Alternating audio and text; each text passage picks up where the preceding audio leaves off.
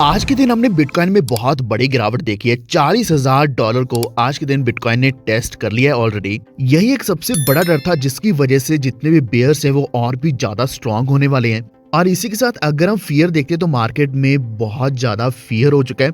Sentiments जो है वो टोटली नेगेटिव हो चुके हैं।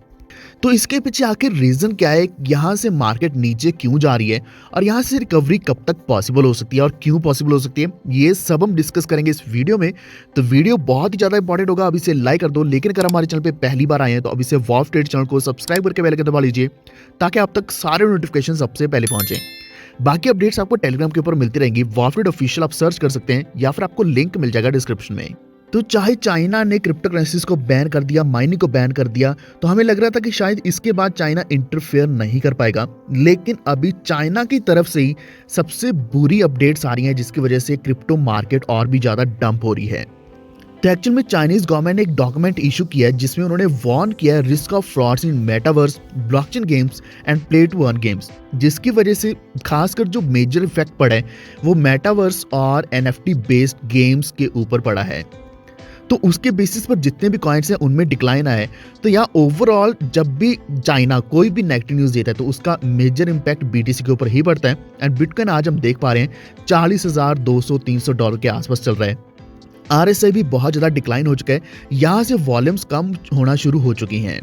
तो हमेशा की तरह चाइना ही मार्केट को डंप करता आ रहा है। लेकिन इसी के साथ अगर हम यूएसए की बात करें तो यूएसए का जो इंटरेस्ट रेट्स को हाई करने की बात करी जा रही है उसकी वजह से भी ओवरऑल क्रिप्टो मार्केट नहीं बल्कि पूरी स्टॉक मार्केट्स भी नीचे गिरी हुई हैं। तो अभी भी जो रशिया एंड यूक्रेन में टेंशंस बढ़ रही हैं उसकी वजह से क्या है कि जो सेलिंग प्रेशर है बिटकॉइन का, डिजिटल एसेट्स का, वो बढ़ता जा रहा है। तो यहाँ सेलिंग बहुत ज्यादा चल रही है, बिटकॉइन ही नहीं बल्कि सभी ऑल्टकॉइन्स की।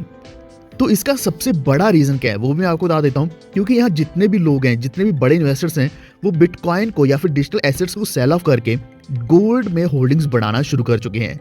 क्योंकि गोल्ड एक ऐसा प्रॉमिसिंग एसेट है जिसको आप हमेशा होल्ड कर सकते हैं, जो आपको हमेशा प्रॉफिट ही देने वाला है।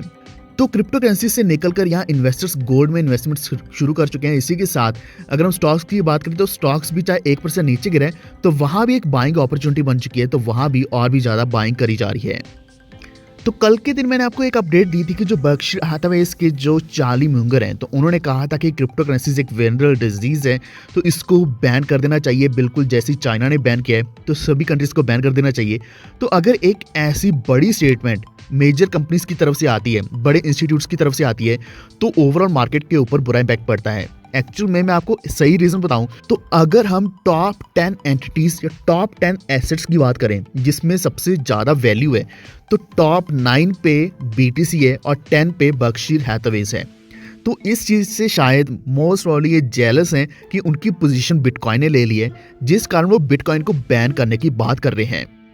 इसी के साथ जो यूएसए के लॉ मेकर्स हैं वो बिल इंट्रोड्यूस करने जा रहे हैं जिससे क्या है कि वो रिस्क को मिटिगेट करने वाले हैं। तो एक्चुअल में रिस्क की जब उन्होंने बात करी उसका मेन उन्होंने जो कवर करने की कोशिश करी वो यही चीज है कि एल सैल्वाडोर ने जो बिटकॉइन को अडॉप्ट किया एज ए लीगल टेंडर, तो उसमें कई सारे रिस्क इन्वॉल्व हैं जो कि सिर्फ एल सैल्वाडोर की नहीं फेस करने पड़ेंगे बल्कि इसी के साथ सभी कंट्रीज को फेस करने के पड़ेंगे।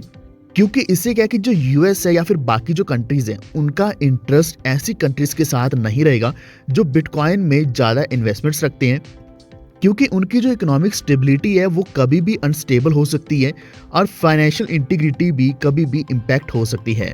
और ये ओवरऑल इम्पैक्ट सिर्फ एक कंट्री को ही नहीं देखना पड़ता बल्कि इसी के साथ बाकी कंट्रीज के ऊपर भी बढ़ता है। लेकिन इस समर्स में एक यूएसए की स्टेट है कोलोराडो, तो वो क्रिप्टो करेंसीज को एक्सेप्ट करने वाले हैं टैक्स पेमेंट्स के लिए, यानी कि वो अगर टैक्सेस पे करना चाहते हैं किसी भी तरीके का वो क्रिप्टो के द्वारा भी टैक्स पे कर सकते हैं। आई थिंक ये बेस्ट चीज है जो कि शायद इंडिया में भी अलाउ कर देनी चाहिए, यानी कि अगर आप टैक्सेस पे करना चाहते हैं तो आप किसी भी करेंसी के द्वारा, इवन डिजिटल एसेट्स के द्वारा भी पे कर पाएं। इसी के साथ अगर हम रशिया की बात करें तो वहां का जो बैंक ऑफ रशिया है और फाइनेंस मिनिस्टर है तो उन्होंने डिसाइड ये किया है कि अगर रशिया बैन करता है क्रिप्टो करेंसीज को तो ये बिल्कुल वैसे ही होगा अगर रशिया में इंटरनेट बैन कर दिया जाए। तो साफ साफ उनका कहना मतलब यही है कि इसको बैन नहीं किया जा सकता क्योंकि ये एक मेजर ऐसी टेक्नोलॉजी है जिसके द्वारा बाकी कंट्रीज भी और ये कंट्री भी बहुत आगे बढ़ सकती है और इसी के बेसिस पर डिजिटल एसेट्स को अडॉप्ट करना बहुत ज़्यादा ज़रूरी हो जाएगा फाइनेंशियल इंस्टीट्यूट्स के लिए। तो उनका कहना यह है कि अगर चाइना ने बैन किया तो हमें बैन नहीं करना चाहिए, बैंक्स को एक्सेप्ट करना चाहिए क्रिप्टो करेंसीज को। तो ओवरऑल अभी दो चीज़ों के ऊपर पूरी मार्केट टिकी हुई है। एक तो चाइना ने जो नेगेटिव अपडेट दी है, इसी के साथ जो इंटरेस्ट रेट्स हाई किए जा रहे हैं।